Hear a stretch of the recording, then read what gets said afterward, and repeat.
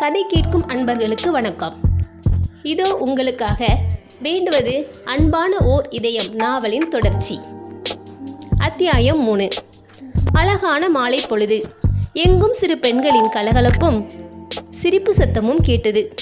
ஹாலில் இருந்த டிவியில் இது ஒரு பொன் மாலை பொழுது, வானமகள் நாணுகின்றாள், வேறு உடை பூணுகின்றாள் என பாடல் ஒலித்தது.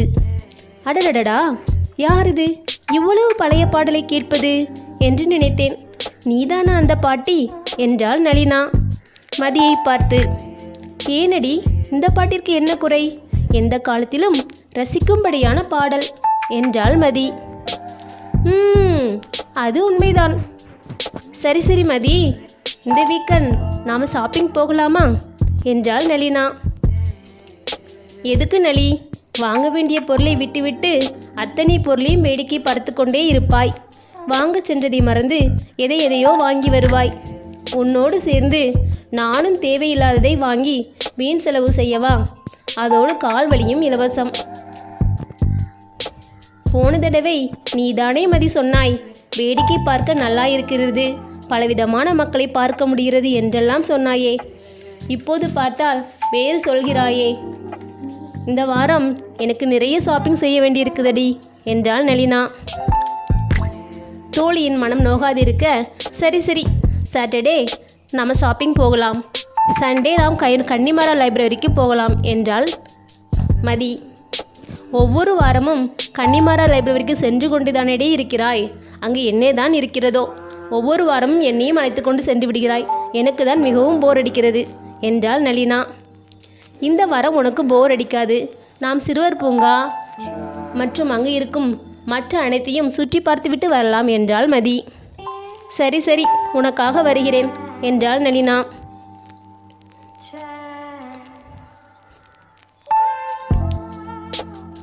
சரி சரி, ரொம்பவும் அலட்டிக் கொள்ளாதே என்றாள் மதி.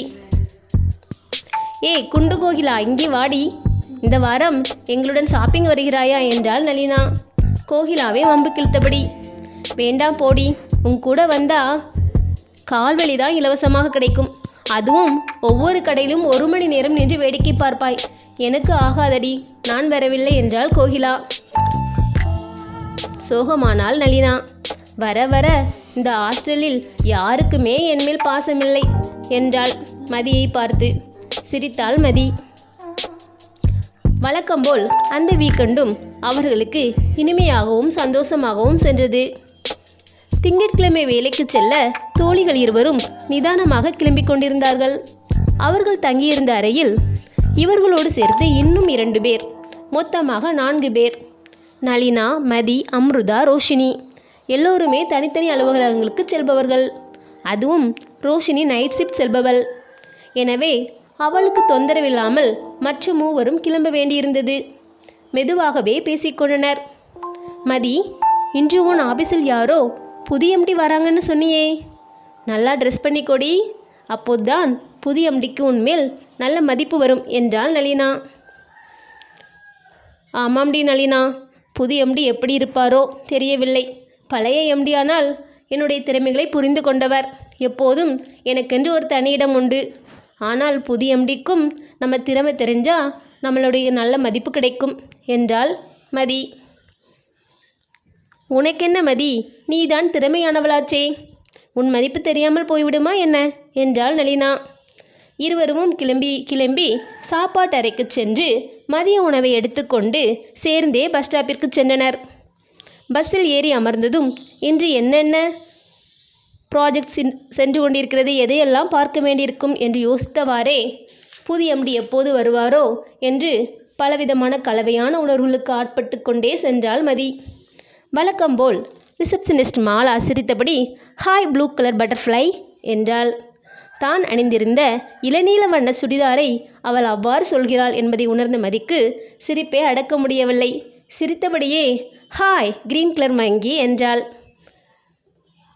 அடிக்கள்ளி, நான் உன்னை என்ன அழகாக பட்டர்ஃப்ளை என்றேன், ஆனால் நீயோ என்னை மங்கி என்கிறாய் என்று அடிக்க வந்தாள் மாலா.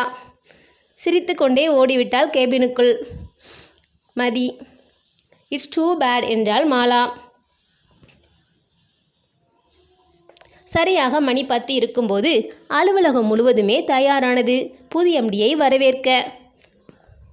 ஆங்காங்கே வரவேற்பு வாசகங்கள் ஒட்டி கொள்ளப்பட்டது. மதி அவள் ப்ராஜெக்டில் ஒரு பக் இருந்ததால் அதை சரி செய்ய மண்டையை குழப்பிக் கொண்டிருந்தாள்.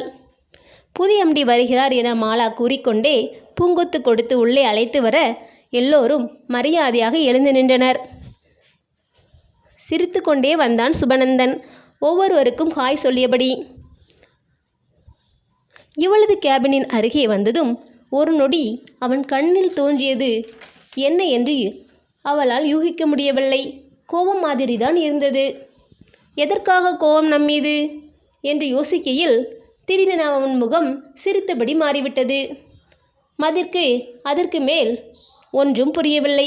அவளும் சிரித்தபடி வெல்கம் சார் என்றாள். எல்லோரும் பழையபடி அமர்ந்து அவரவர் வேலையை பார்க்க புதிய எம்டி தனது கேபினுக்குள் சென்றான்.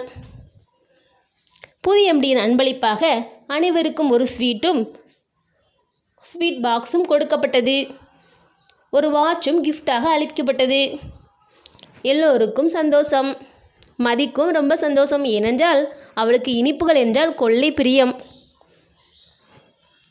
எனவே சிரித்து கொண்டே வேலையை தொடர்ந்தாள், பின்வரும் ஆபத்தை உணராமல். சுபநந்தன் தனது புது அலுவலகத்திற்கு வந்ததும் தனது இருக்கையில் அமர்ந்தான். அவனது இதய துடிப்பு மிக வேகமாக அடிக்கத் தொடங்கியது. தனக்கு மட்டும் ஏன் இவ்வாறு நடக்கிறது?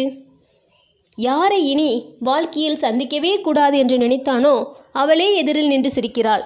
தனக்கு ஏற்பட்ட மாற்றம்தான் என்ன? ஆனால் அவளோ ஒரு சிறு சஞ்சலமும் இல்லாமல் இருக்கிறாள். இன்னும் திருமணமாகவில்லை என்று பார்த்தவுடனே தெரிகிறது. அன்று பார்த்த அதே விளையாட்டு முகம், இன்றும் அதே விளையாட்டு முகம்தான். முகத்தில் சிறிது பொறுப்புணர்ச்சியும் தெரிகிறது. ஆனால் நந்தனுக்குத்தான் அதை ஒத்துக்கொள்ள மனமரவில்லை. திமிர் பிடித்தவள், என்னையே வேண்டாம் என்று சொல்லிவிட்டாளே என்று நினைத்தான். உன்னை வேண்டாம் என்று சொல்வதனால் அவள் திமிர் பிடித்தவள் ஆகிவிடுவாளா என்று அவனது மனது கேட்டது. இனியும் அவளை விடப் போவதில்லை என்று நினைத்து கொண்டான் நந்தன். எப்படியும் அவளை அடைந்தே தீர்வது என முடிவெடுத்தான் நந்தன். வரப்போகும் ஆபத்தை அறியாமல் சிரித்து கொண்டே வேலையில் மூழ்கியிருந்தாள் 22 வயதான மதிவதனி.